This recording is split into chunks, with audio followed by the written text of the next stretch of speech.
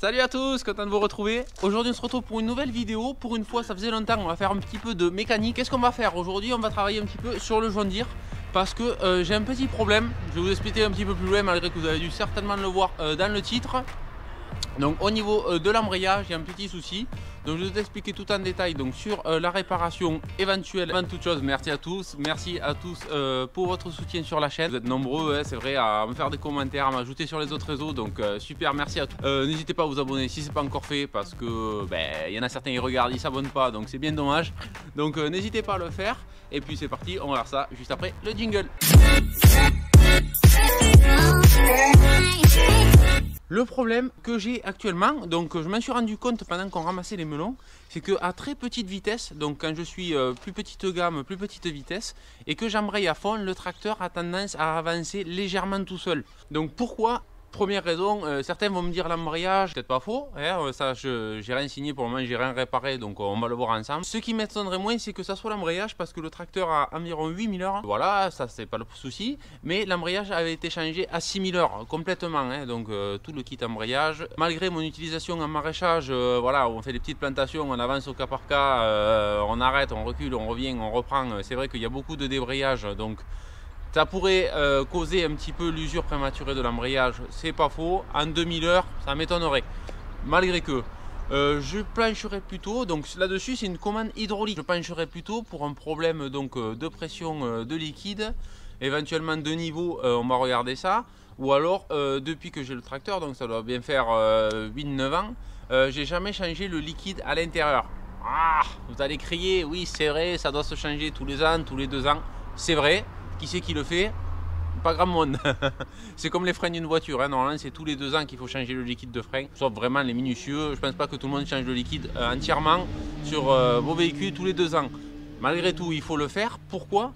Parce que le liquide se charge un petit peu d'oxygène, comme c'est un produit qui absorbe beaucoup l'humidité et l'oxygène, et ça se dégrade et les capacités donc du liquide se détériorent avec le temps. C'est pour ça que souvent il s'oxyde et il prend une couleur orangée au minimum, voire marron, voire pire selon les situations. Donc peut-être peut y avoir de l'air, éventuellement une purge, ça m'étonnerait aussi, à moins que j'ai le bocal entièrement vide et que j'ai pompé de l'air. Donc bon, on va regarder ça, il me faut démonter un petit peu le tableau de bord, regarde tout ça, et on va voir où c'est qu'on en est, donc au niveau de la commande.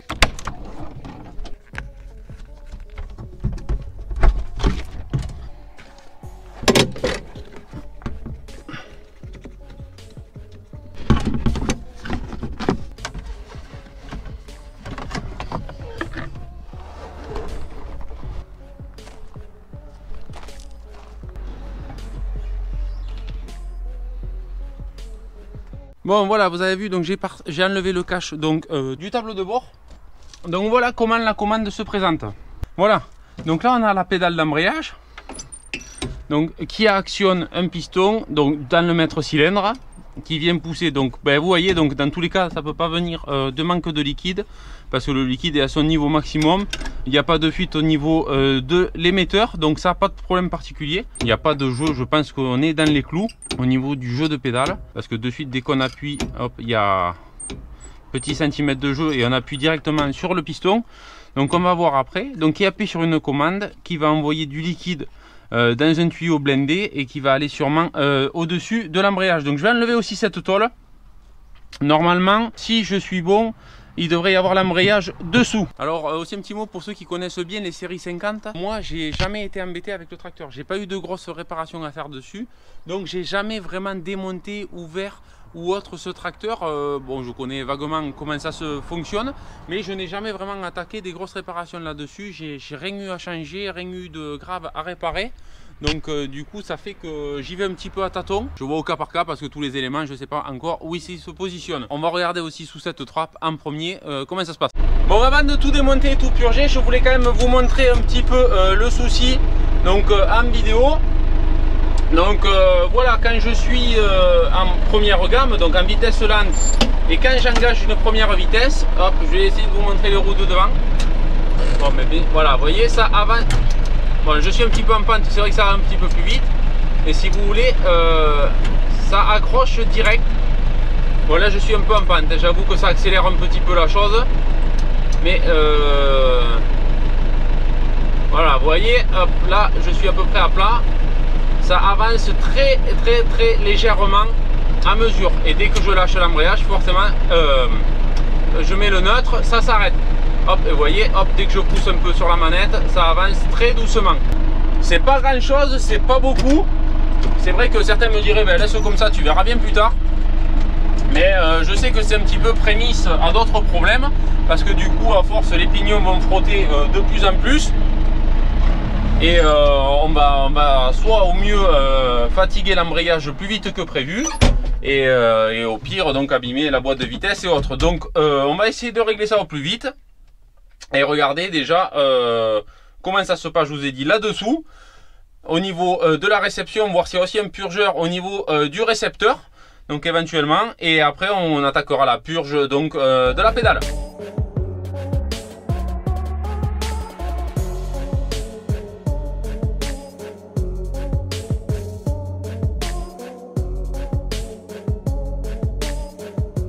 Bon, comme vous le voyez, j'ai enlevé la trappe, il y a un joli merdier dessous. Hein. J'essaye de vous le montrer un petit peu plus clair. Donc c'est rempli de terre. Il va falloir que je passe un petit coup de nettoyage pour voir mieux les éléments, parce que je ne sais même pas où on en est là. Sûrement l'accumulation depuis les années de poussière. Je vais passer un petit coup de nettoyage pour y voir un petit peu plus clair déjà pour commencer.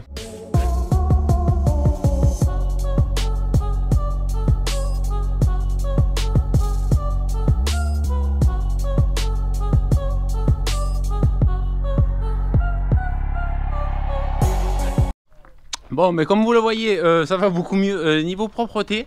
Je vais vous montrer le résultat où vous le voyez en même temps que je vous parle. Ce qui me semblait, ce que j'ai fait, c'est que entre temps, j'ai coupé un petit moment. Je suis revenu après parce qu'entre temps, je suis allé commander.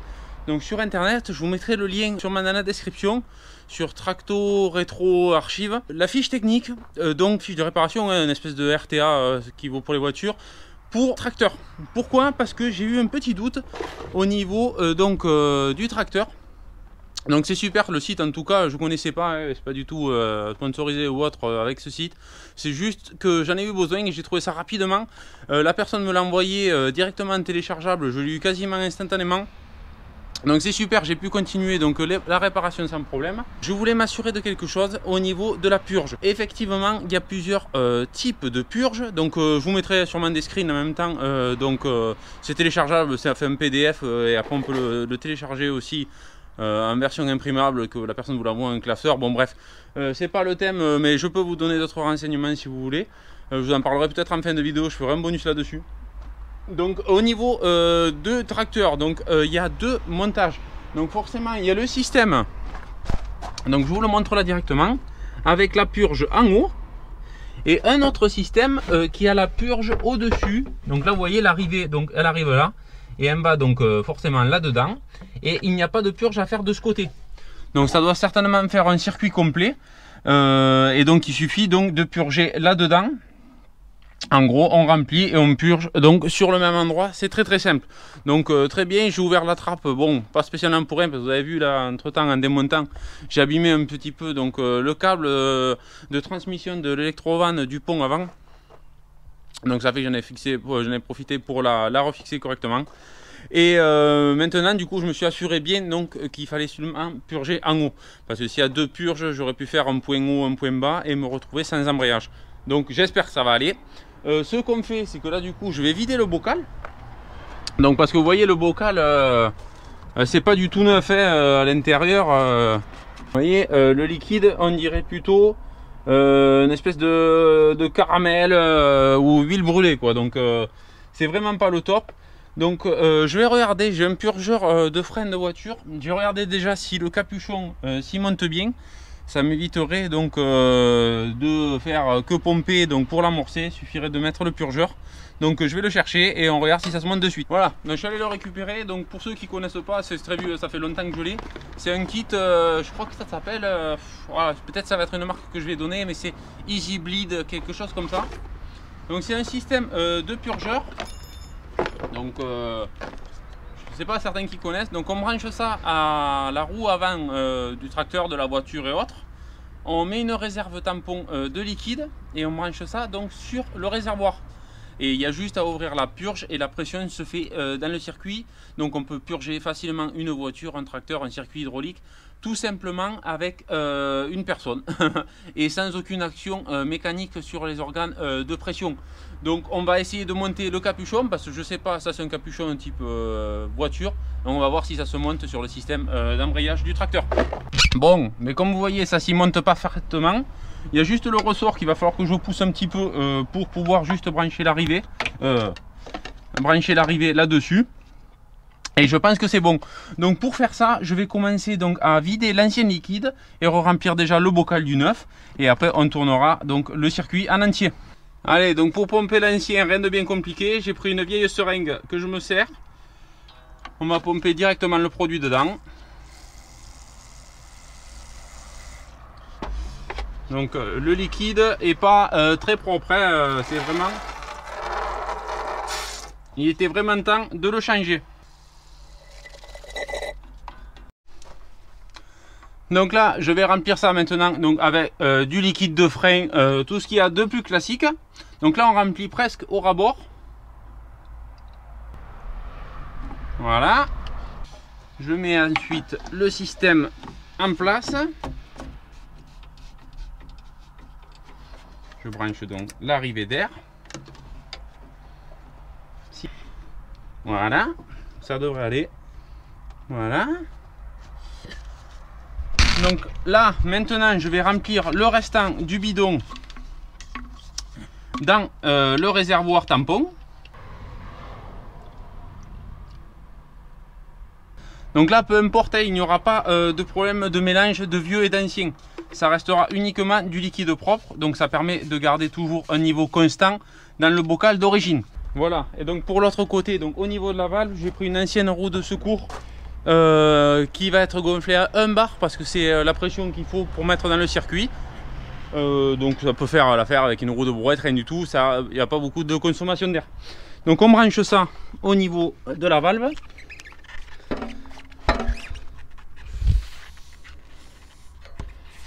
Voilà. Et là vous voyez le circuit est déjà en train de se mettre sous pression. Et voilà, quand on poussera, le liquide va continuer à s'échapper et arriver constamment jusqu'au niveau. Donc là je prends un petit bout de tuyau, je prends la clé qu'il faut pour défaire et on va attaquer la purge. Alors, est-ce qu'on est avec la clé de 10? C'est un peu trop gros. Et bien sûr, c'est du 9. Et non. Et non, non, non, c'était bien un petit 10. Ouais. Donc là, on doit être sur les tailles encore une fois américaines. Donc on va partir sur un 10. Parce que je pense que les tailles sont des tailles un petit peu bâtardes, comme dirait. Et du coup, ça doit pas être tout à fait, ça doit être en pouces. Bon, avec 10, ça devrait aller avec l'hexagonal. Donc en gros, si vous avez bien suivi, c'est à partir de maintenant que je risque de plus avoir d'embrayage au tracteur. On est d'accord.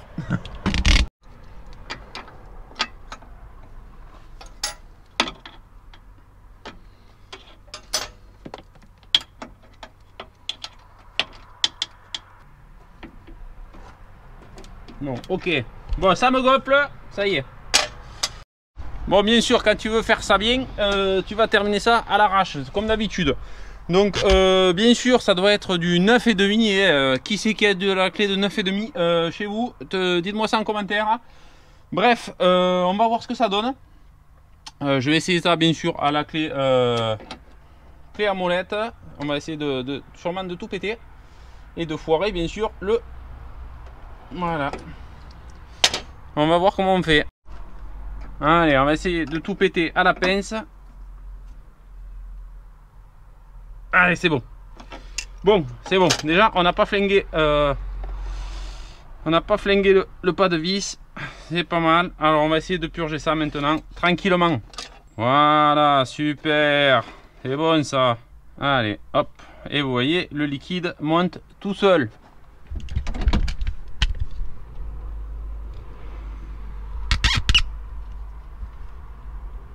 Voilà. Et ça s'écoule tranquillement. Je vais pouvoir dévisser un peu plus, je pense. Voilà. Donc vous voyez, le liquide quand même coule vachement noir, hein. Donc je pense que quand même ça va pas y faire de mal, même si le problème est ailleurs. Voilà, et vous voyez, la pression se fait toute seule. Qu'on actionne ou pas la manette, le liquide se purge seul. Et petit à petit, donc le liquide se vide de la réserve.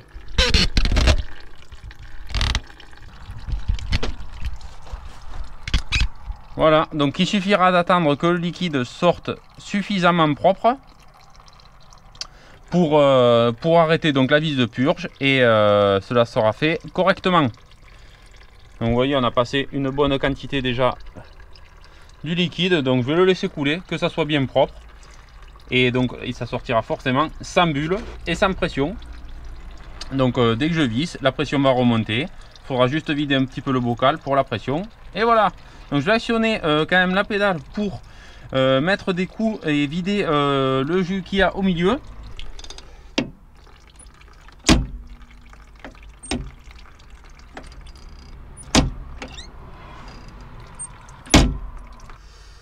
Voilà, et là on va laisser finir le liquide.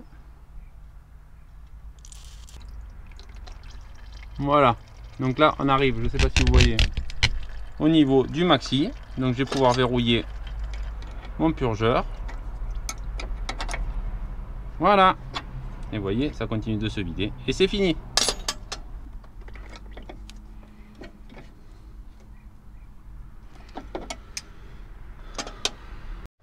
Bon, bien sûr, comme on a fait ça dans les règles de l'art, on en a mis partout. Donc pour éviter tout problème de corrosion engendré par le liquide de frein qui est très corrosif, je vais passer un petit peu de l'YZ30 pour graisser un petit peu tout ça et un petit peu diluer le produit. Bon, j'en ai pas fait tomber beaucoup, mais forcément autour du mètre cylindre, autour du purgeur, il y en a qui se s'est mis un petit peu. Donc je passe un petit coup de ça, je vous montre, hop. Voilà, hop. Ça fera pas de mal au reste, au ressort et au mécanisme.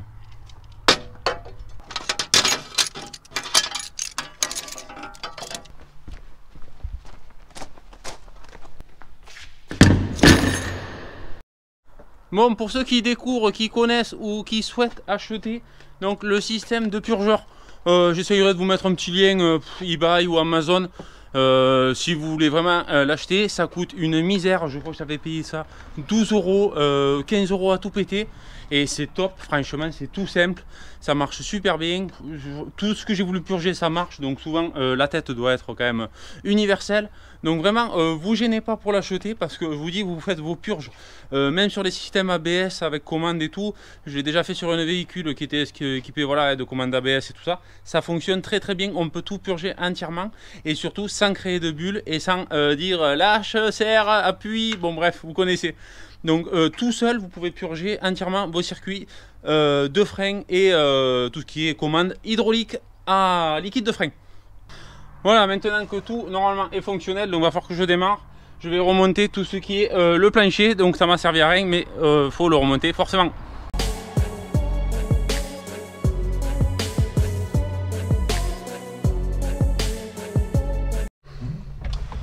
Bon, et je vous cache pas que c'est le petit moment stressant. J'ai pas redémarré le tracteur depuis. C'est le coup où je me retrouve sans embrayage. Je rigole, mais je pense que je vais pas trop rigoler si ça m'arrive. Donc croisons les doigts, souhaitez-moi bonne chance. Et sinon ça fera le plus gros fail de YouTube. Je purge mon embrayage, j'ai plus de tracteur. Bref, on va voir.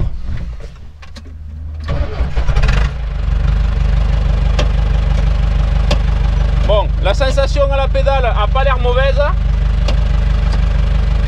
La gamme passe. Oh!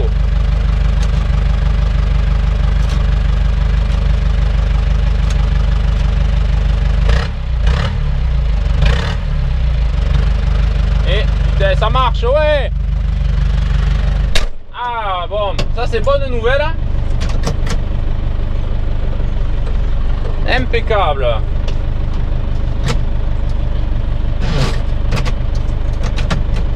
Bon, et ben ça a l'air d'aller, hein. Ah, je suis top, je suis super content.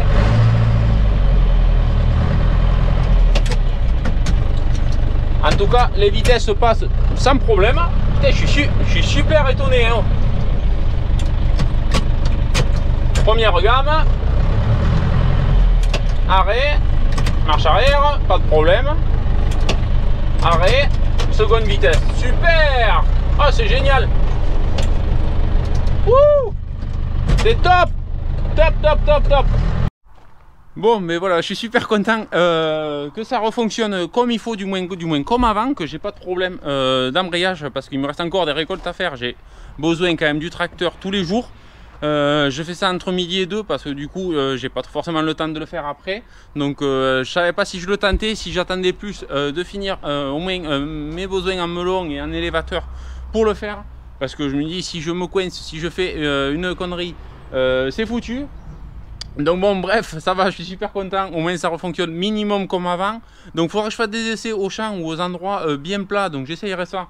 Dans tous les cas, je vais laisser tourner un petit peu parce qu'au cas où que le liquide descende un petit peu, bon bref, rien de spécial, mais je vais attendre avant de faire des plans sur la comète. Mais ça a l'air d'aller beaucoup mieux parce que des fois j'avais des petits accros quand je passais donc de marche arrière en seconde. Et là, ça a super bien marché. Donc c'est top. Donc là, je vais pouvoir remonter l'habillage et finir le tracteur donc pour pouvoir retravailler demain.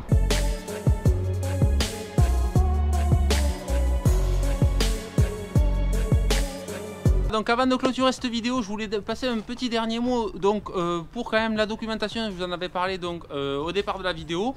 Donc je vous ai dit, j'ai trouvé ça sur le site Tracto Rétro Archive.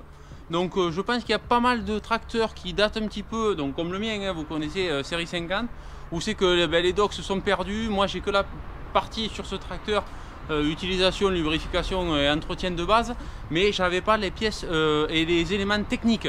Donc vous pouvez trouver sur ce site, donc moi je suffis choisir mon tracteur 2250 et après on choisit la section, donc moteur, transmission, éléments, cabine, électricité et autres.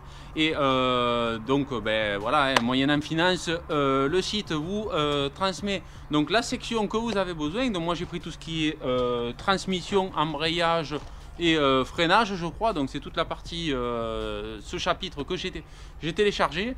Donc c'est super, c'est en PDF, donc c'est téléchargeable directement. Moi je l'ai pris sur le portable pour regarder un petit peu.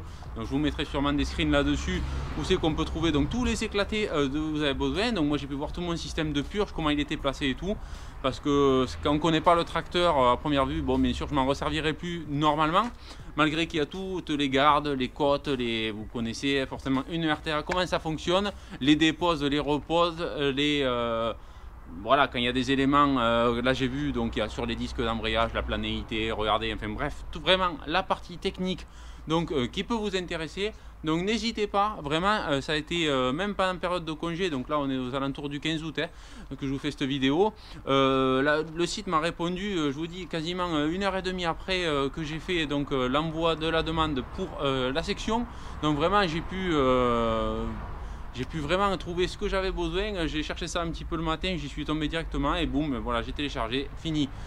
On l'a à vie, si on veut on l'imprime, on le met dans le tracteur ou dans votre bureau pour le retrouver. Donc bon, ça vaut peut-être le coup si vous comptez garder un tracteur comme moi. Je serai certainement obligé dans un moment de faire des réparations dessus, que ce soit sur l'embrayage forcément, sur l'hydraulique arrière. Bon bref, il y aura certainement des problèmes qui vont arriver avec le temps, et donc c'est, je pense, un bon petit achat. C'est pas très onéreux et ça évite surtout de faire des bêtises comme là sur des purges, sur autres, louper des éléments ou faire ça comme ça. Bref, n'hésitez pas, les couples de serrage aussi et autres, j'en passe certainement. Donc bon, n'hésitez pas, si je vous mettrai le lien dans tous les cas en bas. Tracto Rétro Archive, pour moi impeccable. Voilà, donc j'espère que cette petite vidéo vous aura plu. Ça faisait longtemps que je vous avais pas fait une vidéo méca, un petit peu bricolage. Je sais que vous les aimez bien, mais c'est vrai que pendant la saison j'évite au maximum. Vous le voyez, je le fais l'hiver un petit peu pour avoir le minimum de mécanique à tomber en panne l'été, parce que vraiment j'ai pas beaucoup de temps pour ça m'arrive. Donc là bon, je sais pas si c'était un entretien ou une réparation, soit j'avais un petit problème, donc c'était bien de le vérifier. J'en ai profité pour vous le montrer. Donc j'espère que cette vidéo vous aura plu. Comme d'habitude, je le répète plus, mais je vais le répéter encore une fois de plus. N'hésitez pas à vous abonner, à nous rejoindre sur les autres réseaux. La réparation est faite. Je ne sais pas si je la publierai ou pas sur les réseaux. Bref, c'est fait. Et maintenant, je vous dis à très bientôt pour une prochaine vidéo. Ciao, ciao!